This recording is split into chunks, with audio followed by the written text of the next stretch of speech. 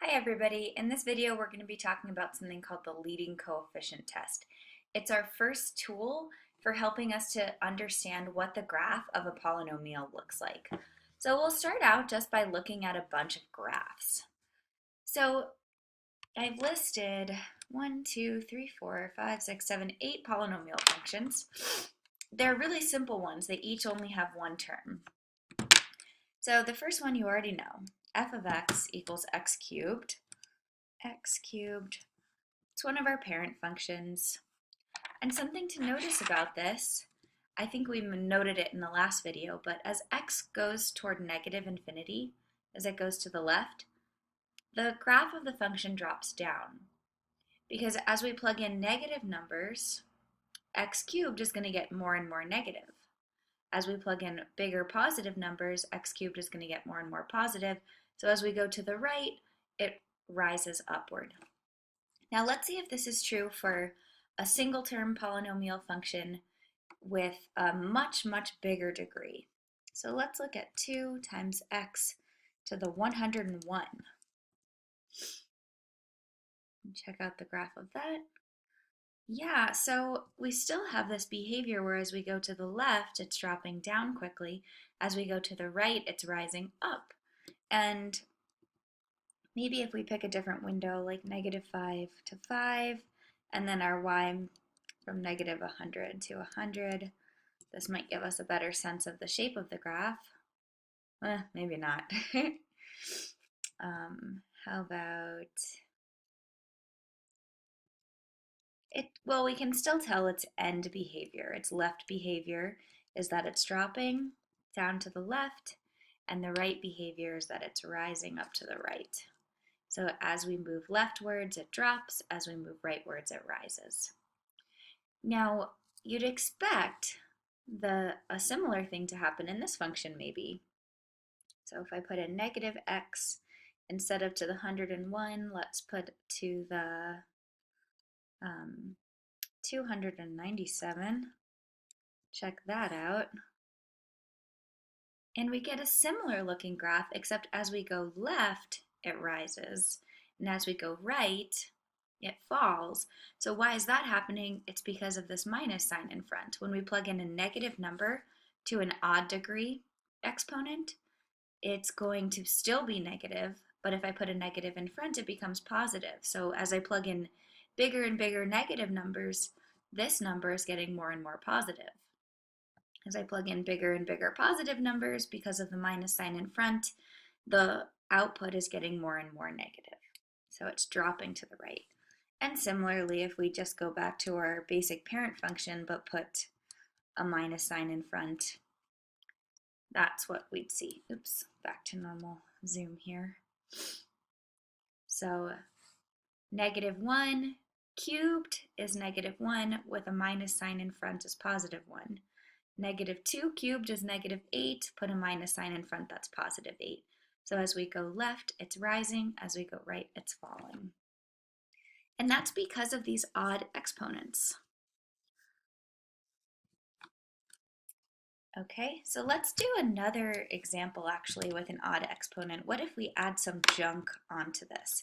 So we had a graph like this, and as we went left, it rose. As we went right, it dropped.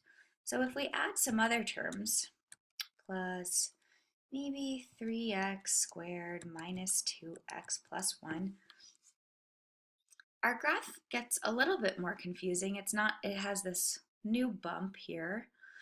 But what's nice is as we go left, it rises. As we go right, it still falls. Despite what's going on in the middle, the behavior is something like this. So you might have some bumps and falls in between, but when you have a negative sign in front, as you go left, it will rise, and as you go right, it will fall. Now we can look at some examples where we have even exponents. The first one is 2x squared, and that's just a parabola. So we're seeing this sort of behavior. It either rises and rises, or what do you expect will happen here? We have an even exponent with a negative in front, 2x to the 4, in this case, as we go left it falls, and as we go right it falls. So you can have this type of behavior. So when our exponent was odd, we had these options: falls and rises, or rises and falls. This was the negative, and this was the positive. In this case, when you have even, this is the positive, and this is the negative. So just like before, we can complicate this function by adding more terms. Oops. 2x cubed plus x squared minus 1. So again, you get some weird bumps in the middle, but the end behavior, as we go left it falls, as we go right it falls. That's because of the minus and because of this even power. And I'm not going to show you these examples, but just because these are even, they're going to have similar behavior. So let's write the leading coefficient test out based on these examples we've just seen. So here's what the leading coefficient test says. As x moves to the right or to the left, so as x is getting more positive or more negative, the function f of x equals a sub n x to the n plus blah, blah, blah, blah, blah, plus a sub 0, so just any polynomial, eventually rises or falls in the following manner.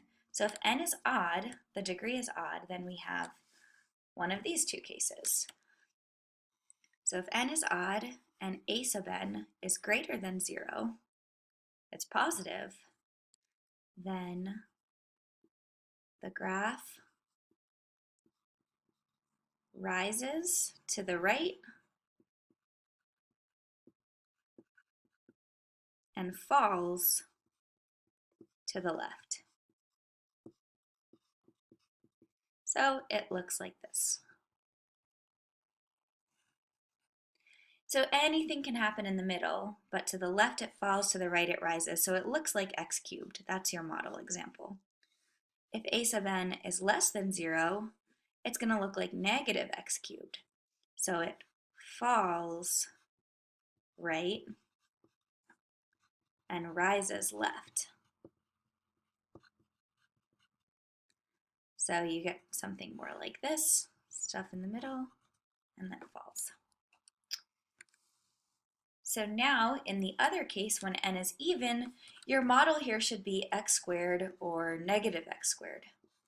So if a sub n is bigger than 0, then you get rises left and right.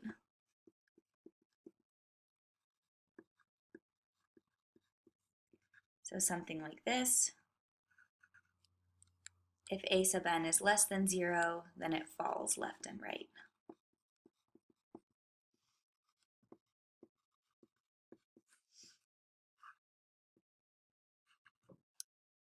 Okay, so I'm about to embarrass myself a little bit. This is how I remember. Here are your options. If your degree is even, you're either, let's see, let me get in front of the camera better. Both up or both down. So we do the robot dance. Up, down. So this is even, even, odd, odd. Even, even, odd, odd. So this is how you can remember. And then if you're positive, so it's even positive, even negative. And then I'm not sure which direction this looks like for you. So this looks like odd negative to me and odd positive to me. So let's quickly do some examples before we finish this video. So here's a polynomial, negative x cubed plus 4x. So the degree is odd. Degree odd means that we're either like this or like this. And a sub n is negative because it's negative 1. So what this tells us is that the graph should look something like this. It should fall left and, oh, I actually have that backwards, sorry, because it should be the opposite of x cubed. So it should rise left and then fall right. And we can quickly check that in the calculator. Negative x cubed plus 4x rises to the left and falls to the right. There's some junk in between, but that's okay. Okay, x to the fourth minus 5x squared plus 4, so the degree is even. And the leading coefficient is bigger than 0, so we're going to have behavior that's kind of like that. So it rises left and right.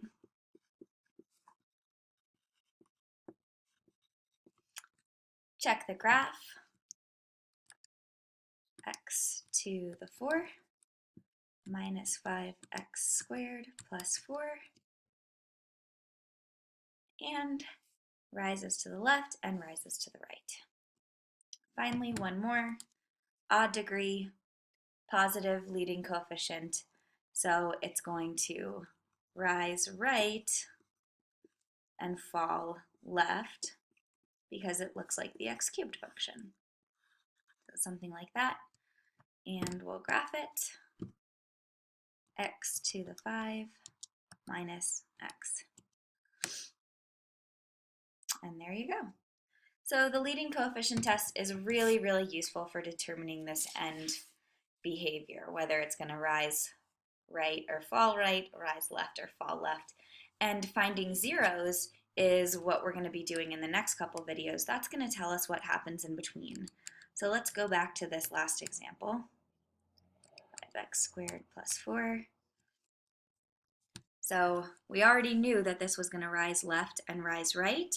What we'll do in the coming videos is learn to determine what these x-intercepts are, and that will help us to figure out how many dips are there in between and things like that. So good luck with the web work, and we'll continue with this soon.